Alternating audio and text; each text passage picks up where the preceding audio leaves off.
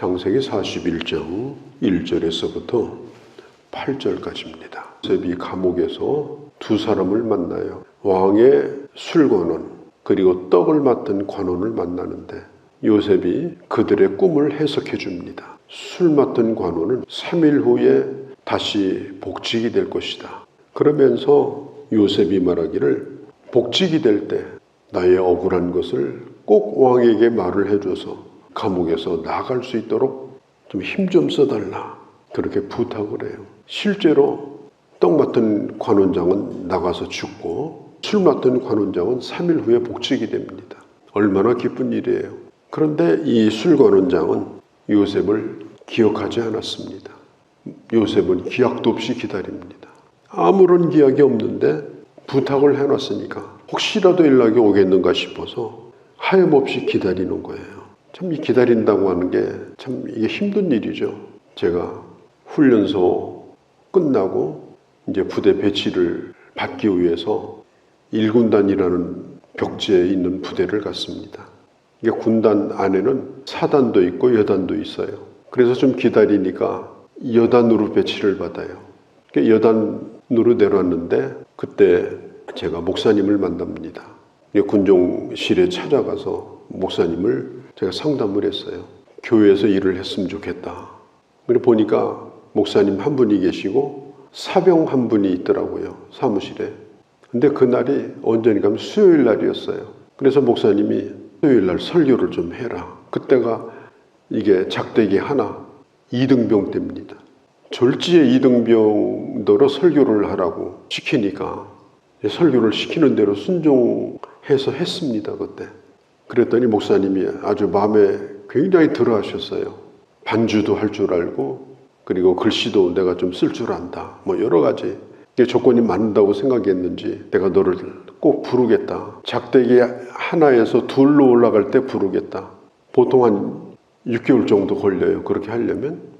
그때에 저희 부대가 한 3,000명 정도 되는 부대인데 그 부대 안에도 신학대학 다닌 분들이 몇 명 있어요. 목사님이 약속을 하셨어요. 너를 데리러 오겠다. 그리고 이제 며칠 있다가 또 저 경기도 파주라고 하는 곳으로 또 배치를 받아갔습니다. 거기서 며칠 있다가 또 어디로 갔는가 하면 도라산이라고 하는 도라산역이 있는 도라산이라는 최전방 부대예요. 자유의 다리 건너가지고 한참 가야 되는 휴전선이 바로 눈앞에 있고 부대 앞에서 내려다보면 개성 시내가 다 보이는 부대입니다. 거기는 건물도 있지 않고 텐트를 치고 작업을 하는 그런 부대로 이제 가서 겨울을 지내는데 거기서 1월달, 2월달, 3월달, 한 4월달 이렇게 지냈습니다. 무지무지하게 추웠어요.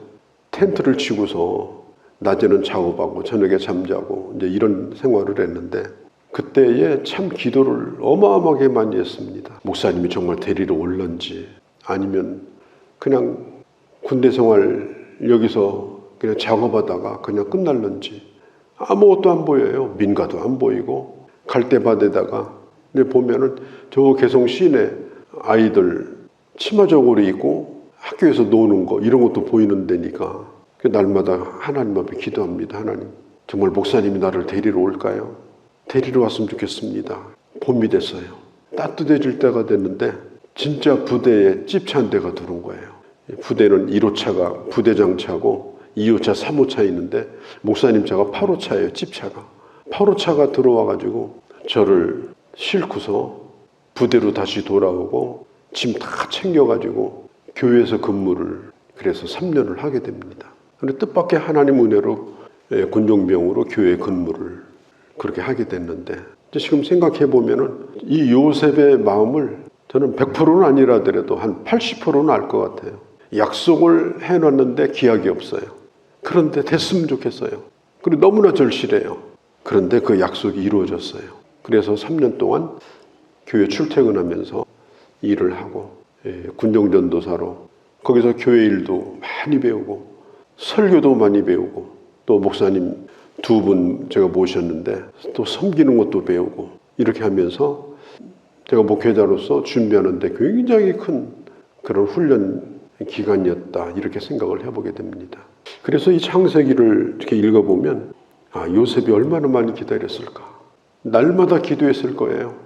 아마 며칠 동안은 금방 나갈 것 같아가지고 나가서 뭐 할까 이런 꿈도 꿔보고, 아버지도 만나는 꿈도 꿔보고, 자유롭게 사는 그런 꿈도 꿨을 거예요. 그렇게 하다가 계절이 바뀌고 해가 지나가고 2년이 될 때까지 이게 소식이 없는 겁니다. 가정해가지고 요셉이 바로 풀려났다. 왕이 너는 지금부터 자유다. 고향으로 돌아가라. 그러면 요셉이 고향으로 돌아갔을 거예요. 가면 형제들이 또 있는데 그 가나안 땅에 무슨 소망이 있습니까? 풀려나봐야 요셉은 소망이 없어요. 아니면 네 주인으로 돌아가라. 그러면 옛날 그 주인, 그 보디발 집에 또 들어가야 돼요. 사실 감옥에 나가도 요셉은 이러나 저러나 별 희망이 없는 사람이에요. 그런데 일단은 나가고 싶었어요. 깨어서 날마다 기도하고 날마다 하나님의 약속을 생각하고, 그리고 사람들을 섬기고 원망하지 않고 다른 사람들을 도와주고. 전도서 3장에 보면 하나님은 때를 따라 아름답게 하셨는데 그 시종을 사람으로 하여금 측량하지 못하게 하셨다. 우리의 앞길을 하나님은 우리로 모르게 하셨어요. 우리는 그래서 내일 일도 모르는 거예요. 어떤 일이 올는지. 내일 일을 모른다고 해서 답답해할 필요는 없어요. 하나님께서 내 인생을 주장하신다. 모든 것을 합력해서 선을 이루신다. 그걸 믿고 믿음으로 사는 게 신앙생활이지. 내일 일을 걱정하고 몇 년 후를 걱정하고 그렇게 사는 것이 하나님의 뜻이 아닙니다. 자, 그런 가운데 오늘 딱 만 2년 1절입니다. 이 만 2년이라는 말은 하나님의 때가 찼다는 뜻이에요. 하나님이 준비하신 그때 바로 왕이 꿈을 꾸면서 40일장이 시작됩니다. 이 꿈을 꿨는데 나일강에서 살찐소가 올라와서 강가에서 풀을 뜯고 있는데 보기가 얼마나 좋아요. 그런데 조금 있다가 바짝 마른 아주 흉하게 생긴 소가 올라오더니 살찐소를 다 잡아먹어버렸어요. 생각만 해도 끔찍하죠.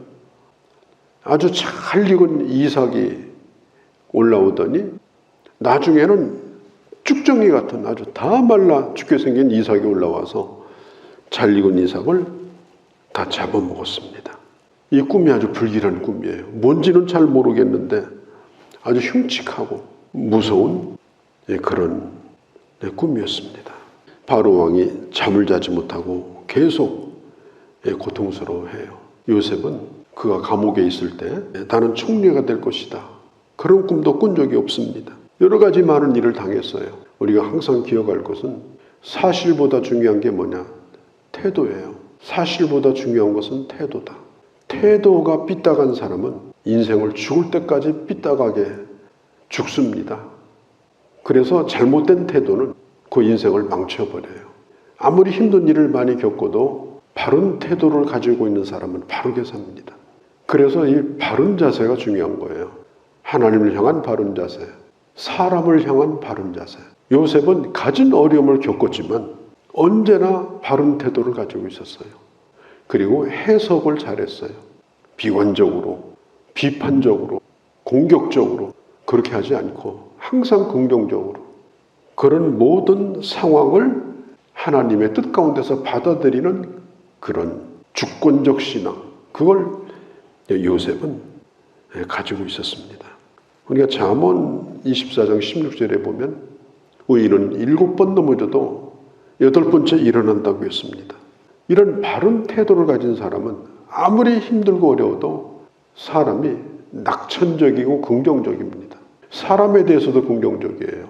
제가 이제까지 살면서 많은 사람을 만나봤는데 어떤 사람은 뜬금없이 저에게 와가지고 누구를 비판해요.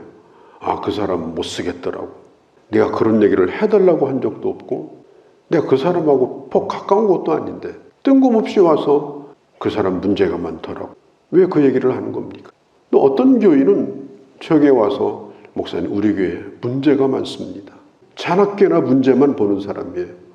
그런 사람들은 자기만 죽게 하는 것이 아니라 다른 사람도 아주 나쁘게 만듭니다. 이 바른 태도를 가지는 것이 신앙만큼 중요해요. 아무리 신앙이 좋아도 태도가 잘못되면 기도하는 만큼 교회를 힘들게 만들고 기도하는 만큼 다른 사람을 고통스럽게 만들어요. 아주 확신을 가지고 더 나쁜 짓을 해요. 그렇기 때문에 우리가 하나님을 향해서 사람을 향한 이 바른 태도를 갖는 게 환경 중요한 게 아니에요.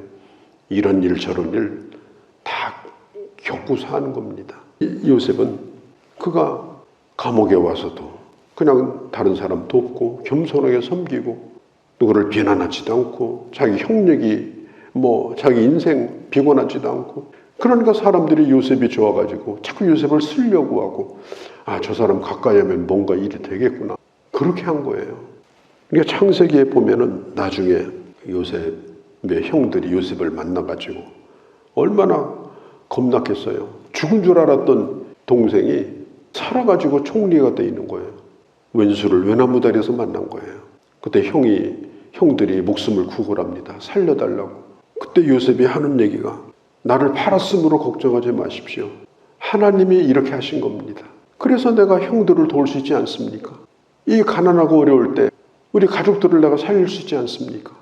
내가 형들뿐 아니라 내 조카들까지도 내가 다 그렇게 돌봐드리겠다고, 그런 얘기를 요셉이 형들에게 하게 되는 거예요. 성경에 보면요, 요셉이 왕의 이 꿈을 풀어주는데 그때가 나이가 30살 때입니다. 요셉이 110세에 죽는데 그 후로 80년을 더 사는데, 성경을 찾아보면요, 그 80년 동안 단 한 번도 어떤 나쁜 모습을 보여주질 않았어요.